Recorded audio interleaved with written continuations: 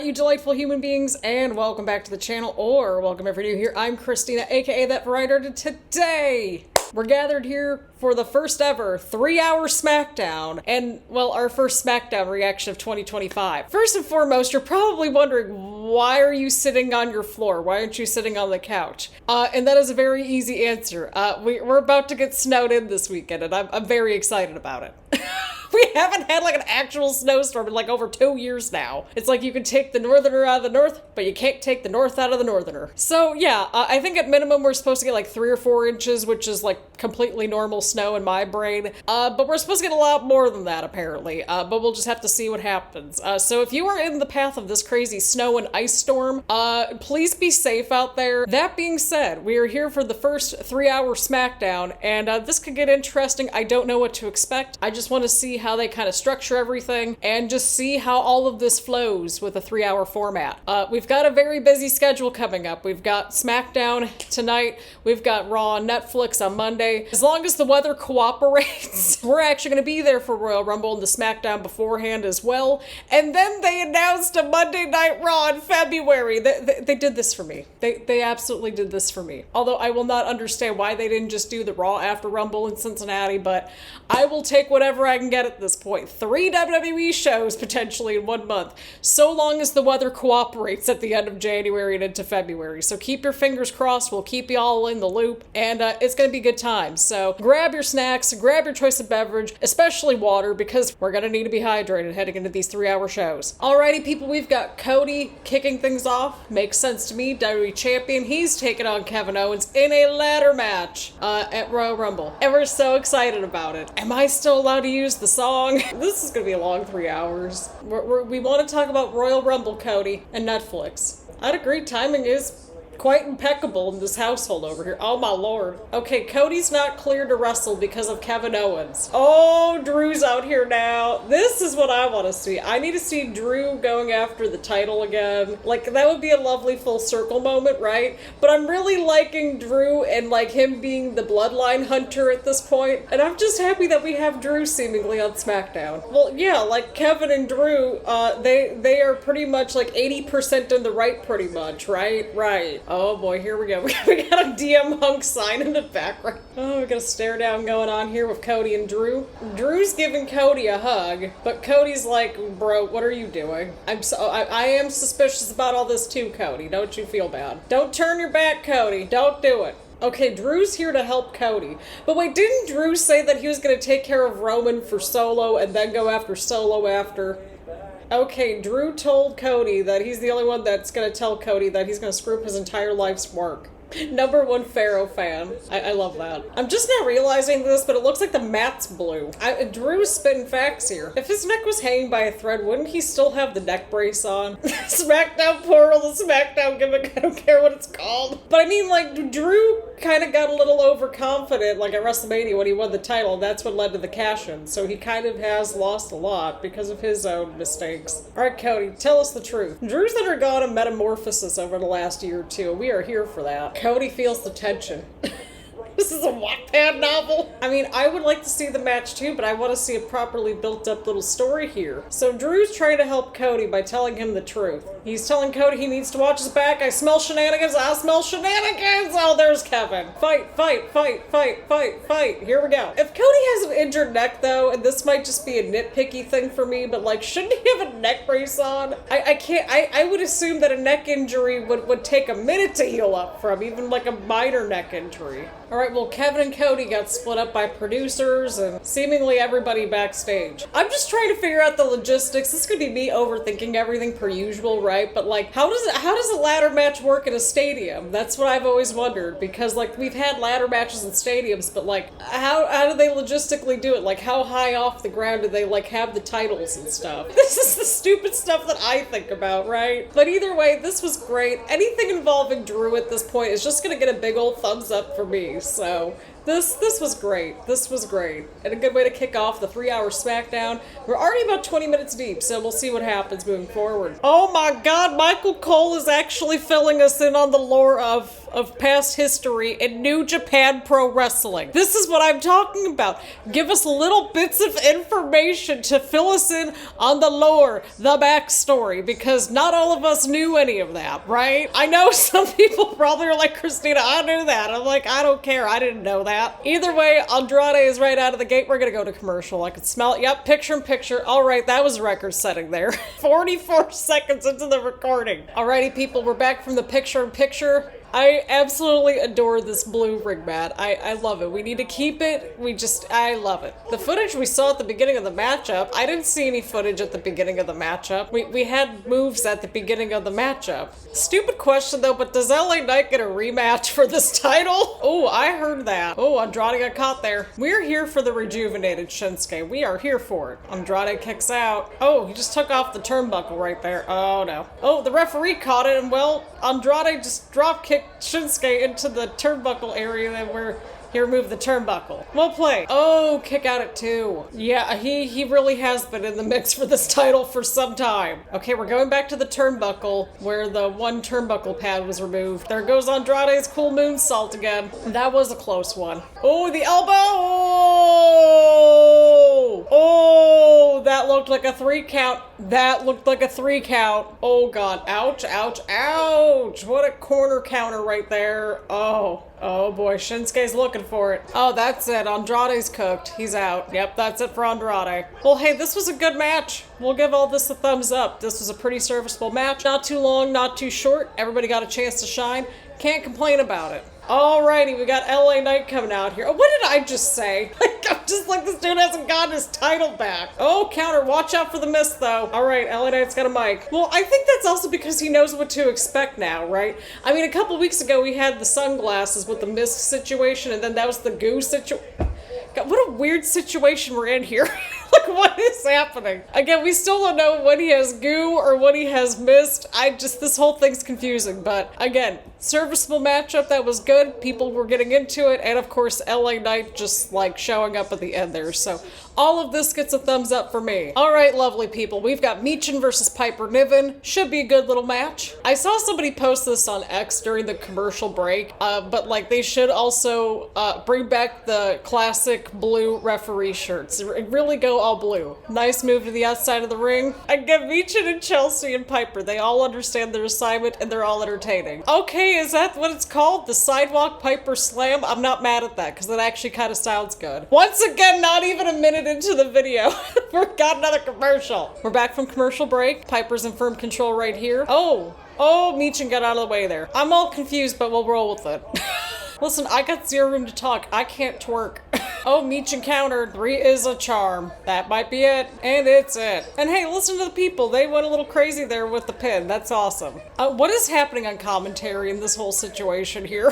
What is happening? Oh boy, we've got the wise man. Oh boy. He just like walked around the metal detector. Either way, this was a good little match. Again, the people were really happy to see Michin win the match. It was a good little match. And I just like anything involving Michin, Chelsea, and Piper at this point. So we're gonna give this a thumbs up. All right, Paul Heyman's out here. For some reason, we don't know what's happening yet. I'm assuming it has to do with Roman and Solo coming up next week, right? Okay, what are we setting the record straight on, Paul? Roman's the actual tribal chief. We've established this. I'm fed up with having to try to repeat everything. Thank you, Paul. Thank you, because Solo was the tribal heir. Mm-hmm. See, that's the word, the future. Yep. Imagine you have some of this dialogue out of context. Okay, we went back to WrestleMania, how Roman lost the title. Oh, we finally got the answer.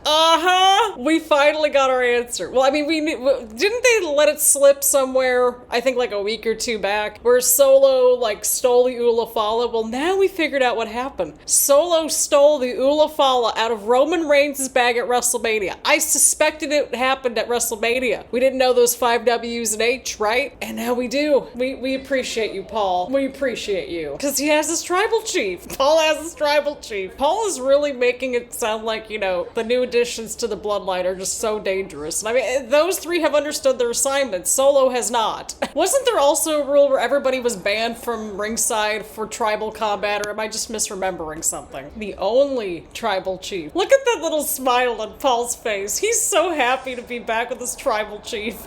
Oh god, it got dark and now Solo's music hit. Oh my god. That entrance, the way that they just shot Solo's entrance there, it looked like a movie. Like he looked like a movie villain. Maybe one of those straight to DVD villains, right? God, y'all remember those? Solo understood his assignment up until he stole the Ula Fala. We never got a Solo arc. Still haven't really gotten much of a Solo arc, but we finally got answers. Here we go, Solo and Paul. Paul Heyman's really the glue that's bringing this whole story together, and you love to see it. You absolutely love to see it. Solo wants the microphone. Don't give him your mic, Paul. Don't do it. Oh, Paul, don't give him your mic. Couldn't you have just gotten your own mic, Solo? Or maybe Paul could have got another mic for you, but I mean, he wouldn't want to turn his back on Solo, given the context, right? I love how they have the perfectly framed Solo Sokoa is the Temu tribal chief sign right there. We haven't acknowledged you a single time, Solo. We haven't. We haven't for the last going on a little over 8 months now. Okay, acknowledging the truth. What are we talking about, Solo? Yeah, that's right, he owes Punk a favor. That's what I'm saying, Paul. What?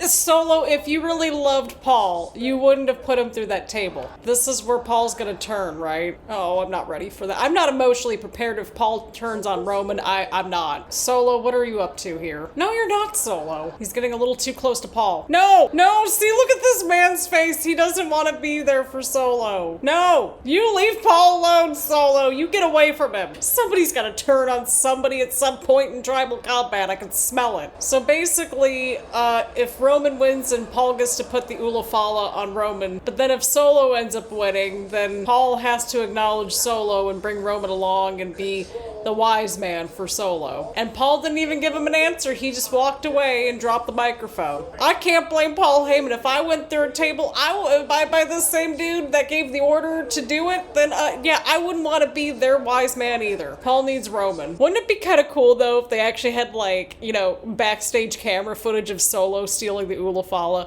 That would be the cherry on top. But we finally got a concrete answer, people, because they did sprinkle in that like a couple weeks ago, if I remember correctly, that Solo stole the Ula Fala, but we didn't know how or where or anything like that, right? We didn't know the 5 W's and H. So now we got more of those addressed, and it's enough to satiate my appetite for that answer. So Solo stole the Ula Fala out of Roman Reigns' bag at WrestleMania after Roman lost the title. All of this gets a double thumbs up because 1, we appreciate our wise man Paul Heyman, and 2, we got our answers. Alrighty, people, we've got the tag team titles on the line. DIY, Motor City Machine Guns. Of course, we saw Pretty Deadly backstage with Nick Aldis and DIY. Nick Aldis is on to everybody at this point. We are here for that. Street Profits got taken out, so we'll just have to wait until they're back, whenever that happens. And yeah, Motor City Machine Guns getting a rematch for the tag titles. That makes sense to me with all the history between these two teams already. Wow, okay, that's something I haven't heard in a minute. Cleveland All-Pro. They're bringing up the Cleveland lore. Listen, that just, it makes me happy as somebody from the Northeast Ohio area originally. All right, Motor City Machine Guns on the offense. Oh God. Okay, well at least we made it 2 minutes this time before we went to commercial break. Shelly and Gargano in the middle of the ring here. Oh, ouch, neck breaker. Into the cover, into the cover, into the cover, into the cover. Oh, kick out from Gargano. Oh, nice double team right there. Oh boy, yep, there we go. All 4 are down now. Man, those tag team titles look really pretty. Oh, double team to Gargano there. Oh, Ciampa broke things up. Okay, I'm pretty sure Gargano and Shelly are the legal people in this match, right? No, I think Sabin might be. All the kicks. So many kicks. All right, everybody's down inside the middle of the ring here. God, they just keep going after Ciampa and Gargano. Motor City Machine Guns are looking great in this match. I mean, hey, the people are into the match too, and you love to hear the energy, you love to feel it, you love to see it. Oh, but there's Pretty Deadly though. Oh, Pretty Deadly. Oh yeah, because remember how like Pretty Deadly got promised by DIY that they would be the next #1 contenders if like Motor City Machine Guns didn't win? It was something like that. that. And that led up to that segment with Nick Aldis too in the back. Oh, kick out at 2. Even Pretty Deadly, they're like, oh god. Oh, hang on here. Okay, Los Garzas, they're coming out here to go after Pretty Deadly. That's fine. Wait, what was going on by the barricade? Something was going on there. I don't know what was going on there, but something was happening. Oh, snap. Well played, Motor City Machine Guns. Well played. Oh, no. Oh, no. Okay, we got fighting. Oh, they just caused Motor City Machine Guns. Oh, God. Oh. That was a very interesting ending. I'll give them that. I mean, hey, Pretty Deadly and Los Garzas are basically battling it out. And that makes sense, right? Because didn't Los Garzas get, like, accused of taking out the Street Profits and that whole thing? Because that's what they were talking about backstage. Okay, we're going full circle with this. I love that for us. Okay, it just got dark in here all of a sudden. Okay, it's no longer dark. I don't know what just happened there, but it just got randomly dark out there. But the tag team division's quite exciting, and everything is actually, like, kind of going throughout the show with the tag team division, because, like, again, they had, like, all the stuff going on backstage earlier. So I'm thinking that's definitely where we're seeing the benefit with the 3 hours, right? We're gonna give all this a big old thumbs up, because we continued a lot of different stories going on here. The tag team division is thriving over on SmackDown, and things just are getting interesting. Plus, we had Cleveland lore. If Cleveland's involved or Ohio's involved, it's gonna get a thumbs up, right? There's an exception to the rule, of course. But either way, we're gonna give all this a big old thumbs up. Alrighty, people, here we go. We got Naomi versus Nia. We've got Bianca at ringside. We've got Candice at ringside. I swear, with all these people that are always at ringside for all these different matches, like, how do they not just ban everybody from ringside? I know that can't really fully stop them from interjecting, but it's a thought. I am also very suspicious because we are approaching the 10 o'clock hour. We've still got another hour to go. We still have the 6-man Bloodline tag team match at the main event. And I am just incredibly suspicious about everything at this point. I mean, everybody is kind of intermingled at this point. They've been involved in each other's matches for months now, so I'd assume that everybody's gonna get involved at some point, right? Michael Cole even had to remind us that we had another hour to go. Oh, Naomi kicked out at 2 right there. I'm just so suspicious about everything because we still don't know who took out Jade. And we don't know if Tiffany's lurking around anywhere with that briefcase. And I am just very suspicious about everything at this point. Okay, see, thank you. We're finally addressing these arrogant pinfall attempts. It's a stupid little pet peeve at this point of mine. It's like, all right, we get it. Like, you're very confident when you're going for the pin. Just get the job done. Then you can celebrate. Oh, right in the corner. Right in the corner. Well, yeah, because we're in the deep trenches and the deep waters of the match, I would assume that I would need to take a moment to kind of recalibrate, see what I need to do to fix things, and see, there we go. Naomi's back in control with the offense right in the corner. See? Naomi going to the outside. Okay, I thought for a split second Nia was gonna, like, you know, counter, like, just, like, catch her or something, right? I don't know. But hey, Naomi connected. That's what counts. I really would love to see Naomi with some kind of women's title. What was that, Naomi? What was that? What was that? All right, Naomi, just for that, you get a round of applause. Because what in the world? Sometimes you gotta dig deep, especially when you're in a title match. You just gotta dig deep, and that's what Naomi did. Oh no, right in the corner. Oh no. Oh no. Oh, that's gotta be it for Naomi. Oh my god, how did Naomi kick out? Candice, I'm with you on that one. What?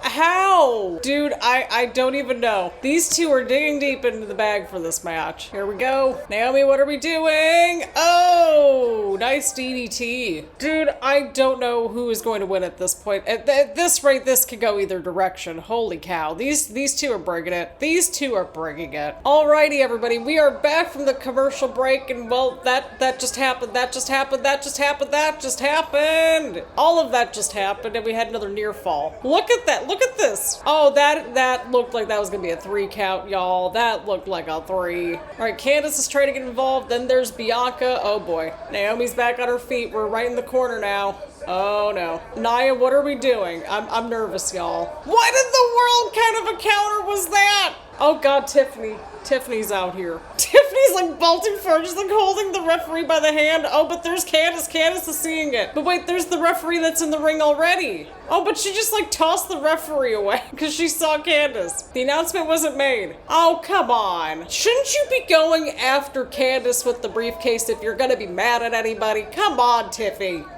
We were having a good time with this match up until the very end.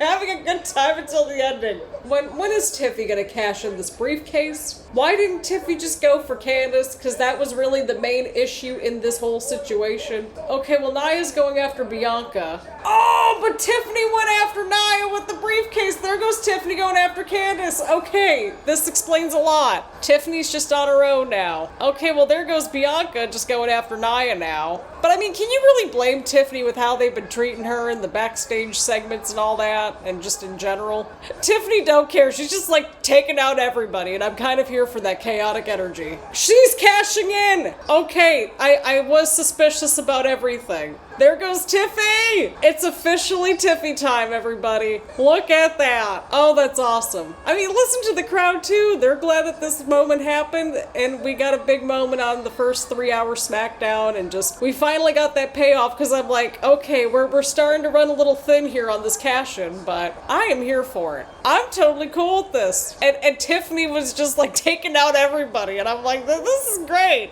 That sets the tone for this. She's like, forget you people, every single one of you, I'm done. I can't really blame her, to be honest. But I am here for Tiffany Stratton as the women's champion, so we're gonna give all of this a double thumbs up just because of the setup, right? Because it's like she had us in the first half, right? And then just the execution of the cash-in.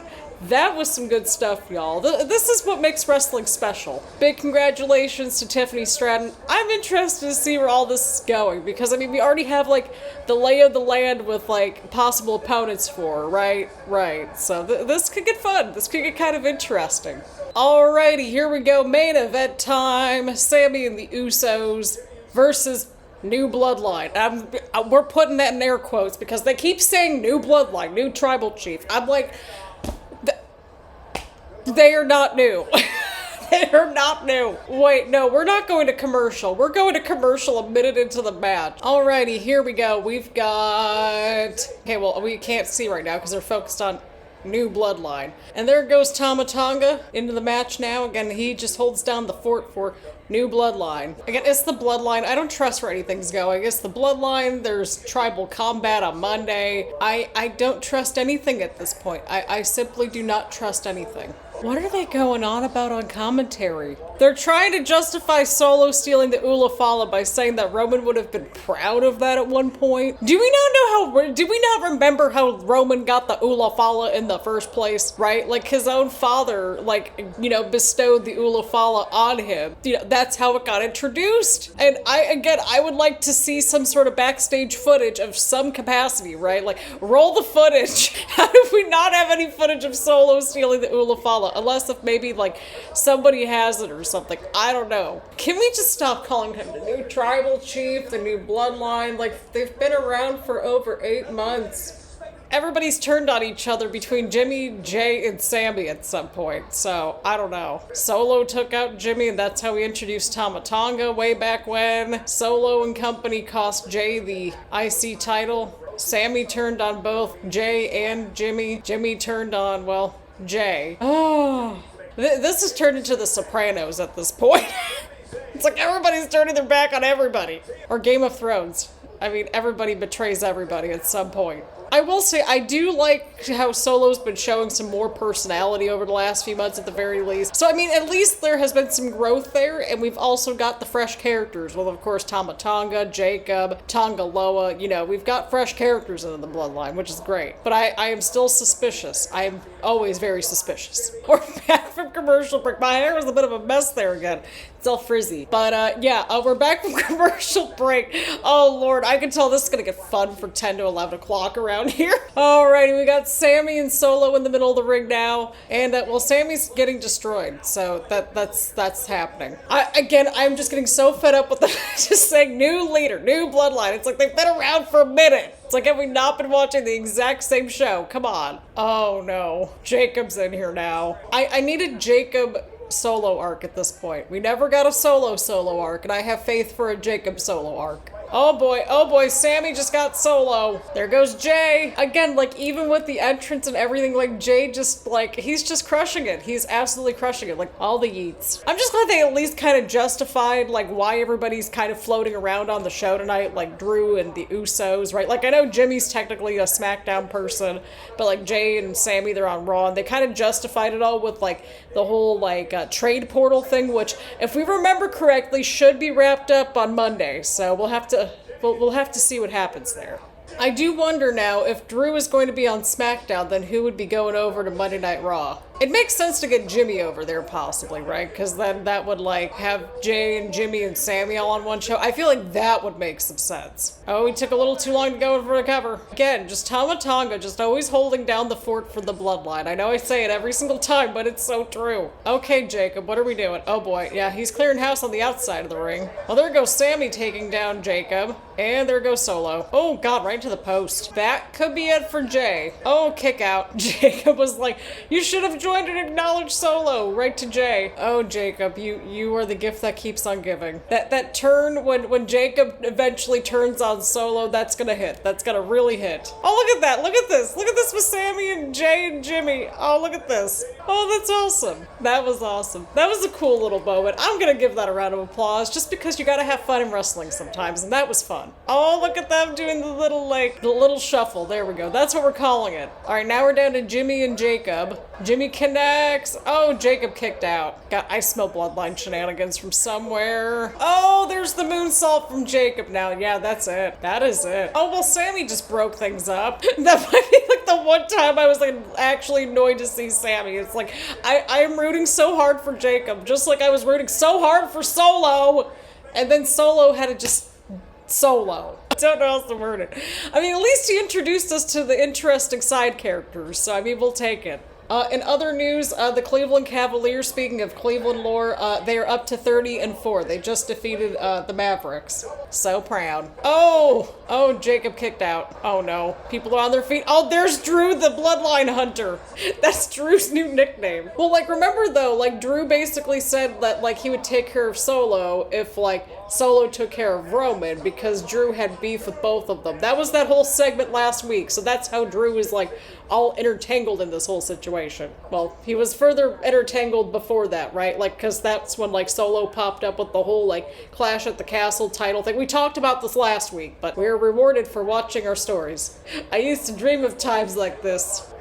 There goes Jacob again. I love you, Solo. Nobody home. Nobody home. Oh, there goes the kick. Oh, spear to Jacob. But he got the tag into Solo, right? Yeah, okay, they just addressed it on commentary. Thank you. Oh, yeah, that's it. Oh, Sami barely just, oh, he was so close, yet so far away. Alrighty, well, this matchup happened. I'm nervous for Monday. I don't even know what else to really say other than that. Just nervous for Monday, y'all. We should be here for Monday because, you know, we've been covering all these different, like, episodes, like the special episodes and all these different shows that are like popping up on new networks and stuff like that. We're having a lot of firsts in the wrestling world, and so we are here to cover it accordingly. This was a good little segue for Monday Night Raw, and you know, we really set things up throughout the show. And yeah, Bloodline needed this win here tonight, so that was great. We'll give all this a thumbs up. Good ending, made logical sense, and I don't trust anything heading into Monday with Tribal Combat. I do not trust it. I can smell the Bloodline shenanigans. It's gonna be a literal movie on Netflix though, and I am looking forward to it.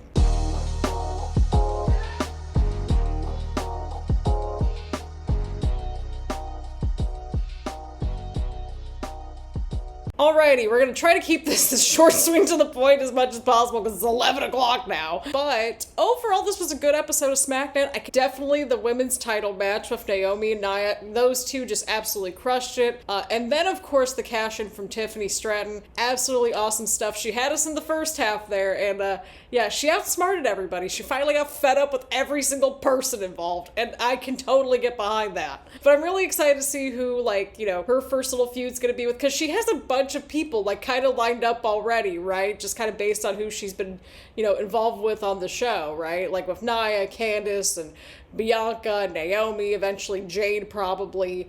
And then, of course, like, she's had all the issues with Bailey and Michin. So, I mean, the SmackDown women's division is thriving right now, as far as I am concerned. I also enjoyed the whole segment there with Paul Heyman just like cooking the Bloodline. I don't know what else to say, he was cooking them, okay? And then that whole interaction with Solo, but just Paul Heyman just absolutely knocked out of the park. I enjoyed the United States Championship match too with Andrade and Shinsuke. LA Knight is in fact getting the rematch next week for the United States Championship. So hooray for addressing things as we go throughout the show. So that way we have some tied up loose ends along the way too, which is great. I'm looking forward to seeing what happens. Again, I think they kind of dragged out some of the entrances a little long, but like they also kind of had to build up, of course, to Netflix. So I'm kind of wondering how they're going to navigate next week's 3-hour show, because they won't have to lead up to the Netflix premiere, because basically we're going to be building up to, after Netflix, we're going to be building up towards Saturday night's main event, and we're also going to be building up towards Royal Rumble. We already have some stuff in motion on SmackDown side of things with the Royal Rumble, with Kevin and Cody and their ladder match, and then when like LA Knight was getting like interviewed backstage, he kind of casually dropped the Royal Rumble as well, so presumably he will be in it, if I had to take a gander. But either way, this was a good show. Again, it did kind of drag out just a little bit with just like the time in between things at points, but I do see how it's going to benefit like long term, just getting more people onto the show. I think, again, this was the first week for SmackDown going 3 hours, so a little generous. I think, again, we just got to make sure that we're getting the right people in and out, keeping things fresh, keeping things moving. And I think we're going to be in a good spot. They have the roster, they have the talent, and this is before we shake anything up, right? And we might have Drew McIntyre on SmackDown as the Bloodline hunter at this point, so we're gonna have to see what happens. But overall, I'm gonna give the first 3-hour edition of SmackDown a thumbs up. We had some good matches. We had that awesome moment there with Tiffany's cash-in, and yeah, I mean, I can't really complain too much about it. Again, it just kind of felt a little slow at points, but again, this was the first week. I'm sure they're gonna iron things out, and I'll actually, well, as long as weather's permitting, we will actually be at the SmackDown in Indianapolis before Royal Rumble, so I will actually kind of get a feel for the lay of the land just being there in person. I'd like to hear from the people that like were at the show in person in Phoenix to kind of get a feel for what they were sort of experiencing too, just to kind of get a feel for how a 3-hour SmackDown just felt being in the crowd. Good episode, good start. We're going to see what happens next week, and we'll be back for Raw on Netflix, and I don't know how long this video is going to be. My bad. Either way, thank y'all so much for tuning in. Leave a like, leave a comment, make sure to hit the subscribe button and hit the bell button to get notifications around here and that sort of thing. Again, thank y'all so much for tuning in. If you're in the path of this crazy snowstorm, ice storm, etc., please stay safe out there, and I will see you all in the next one.